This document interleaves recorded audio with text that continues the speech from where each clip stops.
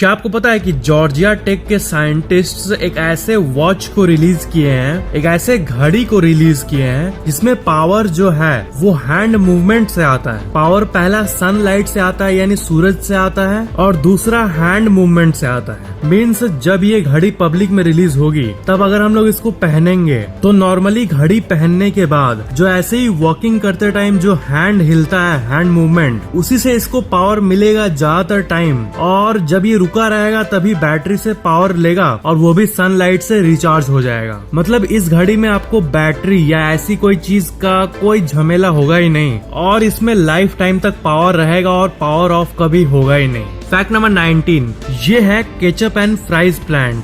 आपने tomato plant देखा ही है, आपने पोटैटो प्लांट भी देखा है, बट क्या आपने पोमैटो प्लांट देखा है?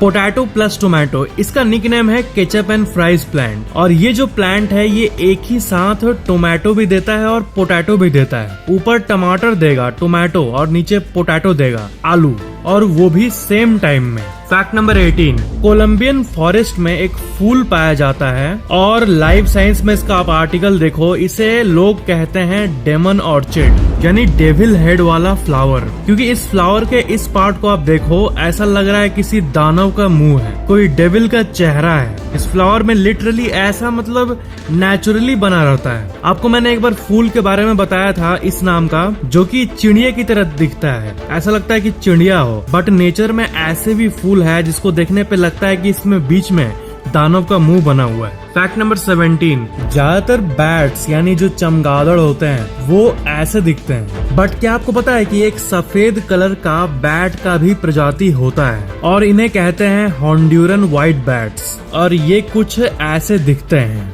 हॉन्ड्यूरन white bat. Fact number 16, Leonardo Granato, ये एक 27 साल के अर्जेंटीनियन पेंटर है और इनका पेंटिंग सच में होश उड़ा देने वाला है। ये लिटरली पेंट को अपने नाक के अंदर से लेते हैं और लेने के बाद उसको आंख से निकाल के, आंख के नीचे से ऐसे फुहारे की तरह निकाल के देन पेंटिंग बनाते हैं, बिल्कुल अपने इंस्पिरेशन जैक्सन पोलॉक की तरह, जो कि बिल्कुल कुछ ऐसा ही करते थे। फैक्ट नंबर 15, पुराने बॉलीवुड एक्टर देव आनंद के बारे में एक फैक्ट है। कहा जाता है कि देव आनंद जो हैं वो ब्लैक कोट में इतने अच्छे लगते थे कि लोग बिल्डिंग से कूद जाया करते थे इनका एक झलक पाने के लिए, और इसलिए कोर्ट ने इस चीज को बैन कर दिया। बट क्या ये ट्रू है? क्या उनको कोर्ट ने ब्लैक कलर का कोट पहनने से मना कर दिया? इंडिया के कोर्ट ने ऐसा किया? बट ये एक्चुअली एक र्यूमर है और इसे देव आनंद ने अपनी ऑटोबायोग्राफी रोमांसिंग विथ लाइफ में क्लियर किया। इस कोट में आप देख सकते हो उन्होंने क्या कहा कि इन्हें इस र्यूमर के बारे में पता चला था,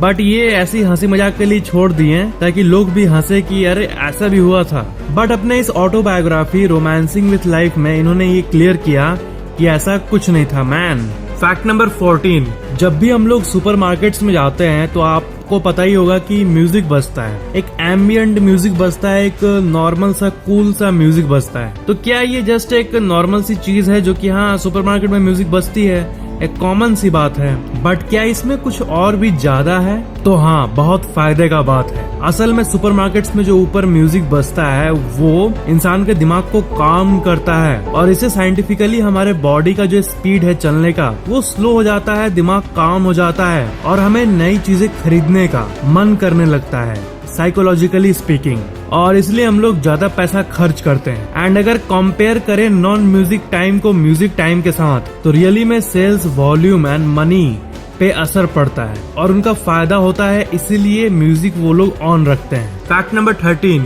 जस्टिन ओ स्मिथ, ये जो है इन्होंने स्मिथ इंडेक्स को निकाला था। मतलब अगर कोई कीड़ा आपको काट दे तो जो दर्द का पेन लेवल होता है वो कैसे मापे, तो इन्होंने उसी इंडेक्स को पहली बार निकाला था क्योंकि ये एक एंटोमोलॉजिस्ट है पूरे जिंदगी से, मतलब शुरू से कीड़े मकोड़े मक्खी इन सब चीजों पे इन्होंने रिसर्च करते आया है। तो सबसे मेन बात है कि इन्होंने इसी इंडेक्स को बनाने के लिए इन्होंने अपने आप को कटवाया है, अपने पर्सनल एक्सपीरियंस से इन्होंने इंडेक्स को बनाया है और करीब 78 से भी ज्यादा बीज, एंड्स, ऐसी चीजों से इन्होंने अपने आप को कटवाया है, तब जाके इन्होंने ये किताब लास्ट में निकाला। That's really crazy.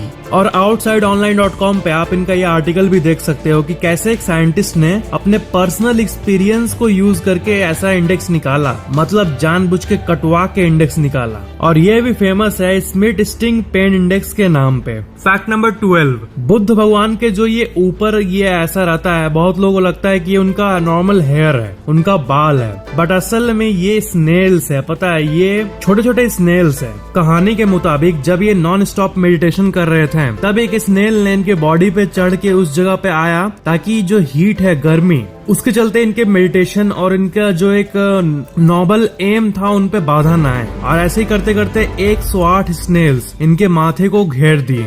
और ऐसे ही इस आप जो मूर्ति में ऐसा देखते हो, इस चीज का जन्म हुआ। ये असल में हेयर नहीं है, आप बारीक में डिटेल में देखोगे तो ये असल में स्नेल है। फैक्ट नंबर 11, डेट जो है ना, ये जो वर्ड है इंग्लिश वर्ड डेट, ये इसका काफी मीनिंग है। पहला डेट मतलब दिनांक, तारीख, दूसरा डेट मतलब कपल वाला डेट, और तीसरा डेट मतलब ये जो हम लोग खाते हैं डेट। तो असल में हम लोग तीसरे की बात करें तो आपको पता है ये वर्ल्ड के सबसे हेल्दीएस्ट फ्रूट्स में से एक है, क्योंकि ये हार्ट यानी दिल के लिए बहुत अच्छा होता है और इसमें आयरन भी भरपूर होता है। और साइंटिस्ट ने भी डेट्स को वर्ल्ड के सबसे हेल्दीएस्ट फूड्स में क्लासिफाई किया है। फैक्ट नंबर 10, जब भी हम लोग पिरामिड सुनते हैं तब हमारे मन में इजिप्ट आता है कि इजिप्ट ही वो जगह है इस पूरे दुनिया में जिसमें सबसे ज्यादा पिरामिड्स मौजूद हैं। बट ऐसा नहीं है। असल में 120-25 बड़े छोटे पिरामिड मौजूद है इजिप्ट में, बट सूडान नाम का एक कंट्री है और वहाँ पे 225 पिरामिड्स मौजूद है और ये टेक्निकली वर्ल्ड का सबसे ज्यादा पिरामिड वाला कंट्री है। नियरली ट्वाइस, इजिप्ट के पिरामिड से नियरली ट्वाइस है। फैक्ट नंबर 9, फोर्ड ऑरोरा 2, ये कार थी 1969 की और इसका जो इंटीरियर है वो ऐसा है जैसा आज तक भी नहीं बना। आप देख सकते हो कि इस कार का इंटीरियर जो है ये कितना अमेजिंग है, मतलब एक बिल्कुल सोफे की तरह है और लिटरली ऐसा फिर से किसी कार में नहीं हुआ जिस तरह ये फोर्ड ऑरोरा 2 में 1969 के ही टाइम में था। फैक्ट नंबर 8, रेडिट में इस इमेज को पोस्ट किया गया था और ये देखने पे ऐसा लगता है कि दो पेड़ आपस में ऐसे गले मिल रहे हैं, हग कर रहे हैं, है ना।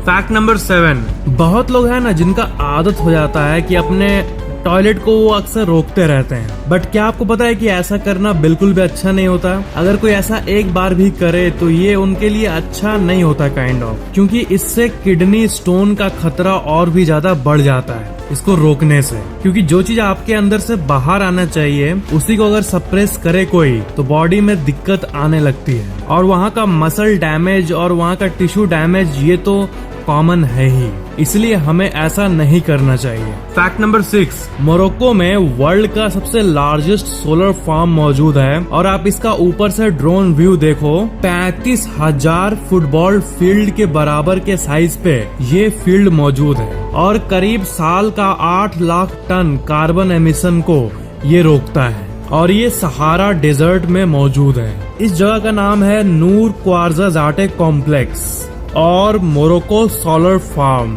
फैक्ट नंबर 5, क्या आपको पता है कि वर्ल्ड का सबसे पहला स्पेस होटल साल 2027 में जाके ओपन होने वाला है। वॉयजर स्टेशन नाम का ये होटल, और ये बिल्कुल कमर्शियल होटल होने वाला है। ऑर्बिटल असेंबली कॉरपोरेशन इसको खोल रही है और ये लॉन्च होने वाला है 2027 में। और सबसे अमेजिंग बात है कि सिर्फ मतलब ऐसा नहीं कि एस्ट्रोनॉट्स इसमें रहेंगे, बल्कि धरती का कोई भी इंसान बुक करके इस होटल में जा सकता है और फिर वो सेफली रिटर्न कर सकता है स्पेसशिप के थ्रू। मतलब नॉर्मली होटल से हम लोग मस्त व्यू का बात करते हैं, दूर दिखता है, अरे वहाँ पहाड़ दिख रहा है, नदी दिख रहा है, बट इस होटल में से कोई उठेगा सो के फिर देखेगा बाहर तो पूरा धरती दिख रहा होगा और वो ऐसे ऐसे अंगड़ाई लेते हुए पूरे धरती को देखेगा एक शीशे के थ्रू। फैक्ट नंबर 4, जिस तरह मैंने पिछली वीडियो में आपको अमेज़न का ऑफिस दिखाया था, कैसे जेफ बेजोस अकेले एक कंप्यूटर पर बैठ के काम कर रहे हैं और दूसरे में एक ऐसा अमेज़न का बिल्डिंग जो पूरा पेड़ से घिरा हुआ है, एकदम अरबों खरबों का बिल्डिंग। वैसे ही गूगल का अभी देखो, ये है गूगल का पहले का टीम और उस टाइम का ऑफिस google.com, और ये है अभी का ऑफिस जो कि एकदम मैग्निफिसेंट है। Fact number 3, San Francisco garter snake नाम का ये स्नेक है और इसे अक्सर वर्ल्ड का सबसे ब्यूटीफुल स्नेक भी कहा जाता है, क्योंकि ये जो स्नेक होता है इसका जो कलर होता है बॉडी का वो बहुत ही अलग होता है और वर्ल्ड के सबसे यूनिक शेड्स में से एक होता है, वो भी नेचुरली। मतलब अगर ये किसी इंसान के आंख के सामने आ जाए तो लिटरली एक मतलब अनरियल सा लगता है। ऐसा लगता है कि स्नेक के ऊपर किसी ने पेंटिंग कर दिया हो या फिर वीडियो या फोटो में एडिटिंग कर दिया हो, बट इसका कलर नेचुरली ही ऐसा होता है। फैक्ट नंबर 2, एक 16 महीने के बच्चे के हार्ट में कुछ प्रॉब्लम आई। तो क्या हुआ था कि उस बच्चे के लिए हार्ट जल्दी नहीं मिल रहा था। तब डॉक्टर ने, आप जो अपने स्क्रीन पे देख रहे हो, इसी आर्टिफिशियल हार्ट से करीब 13 दिन तक बच्चे को चलाया। मतलब जब बच्चे का हार्ट नॉन फंक्शनिंग हो गया था, तब उसके बाद जब इस आर्टिफिशियल लोहे के बने हार्ट को लगाया गया, तब वो बच्चा 13 दिन तक जिंदा रहा। एंड उसके बाद जब उसका एप्रोप्रिएट हार्ट मिल गया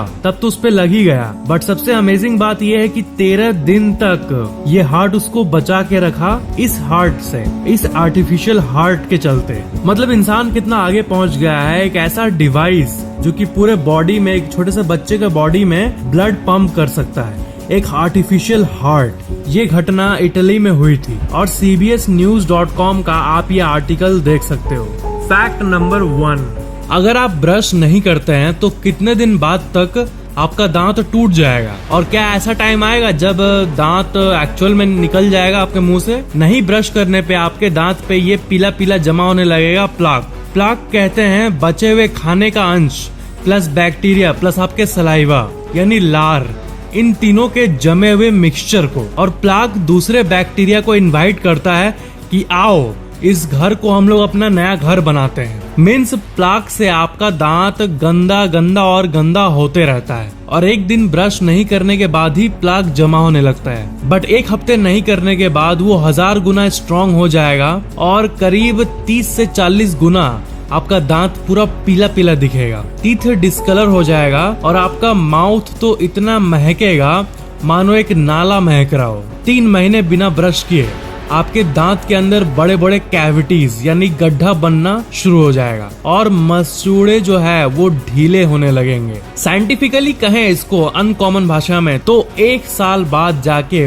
पेरियोडोंटिटिस नाम का एक कंडीशन होगा जिससे आपका जो टीथ का गम है वो आपके दांत को छोड़ने लगेगा और जो ऐसे छोड़ेगा और जो स्पेस बनेगा उसमें और ज्यादा बैक्टीरिया इनवाइट होगा और इतनी आबादी हो जाएगी बैक्टीरिया की कि आपका इम्यून सिस्टम ही गम को यानी आपके मसूड़े को डैमेज करने लगेगा। उसके बाद आपका दांत गिरने लगेगा 1 साल 2-3 महीने के अराउंड, लिटरली बाहर निकलने लगेगा। मतलब सोच के ही मेरे दांत में दर्द हो रहा है इस चीज के बारे में। फिर क्या, खत्म, tata bye bye. Video like share comment जरूर करना और चैनल को सब्सक्राइब करके बेल आइकन जरूर ऑन कर लेना। Thank you so much for watching.